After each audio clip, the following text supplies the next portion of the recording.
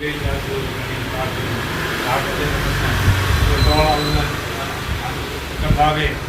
നടത്തിയല്ലോ.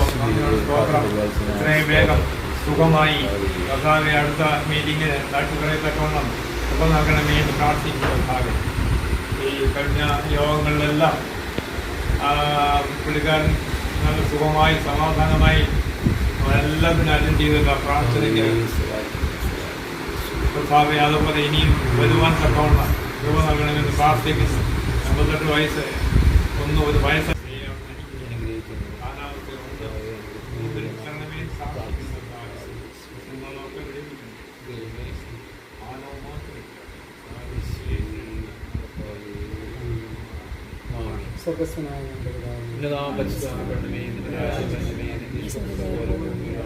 ഞങ്ങൾക്ക് ആവശ്യമുള്ള ആഹാരം തന്നെ അടക്കാരോട് ശ്രമിച്ചിരിക്കുന്ന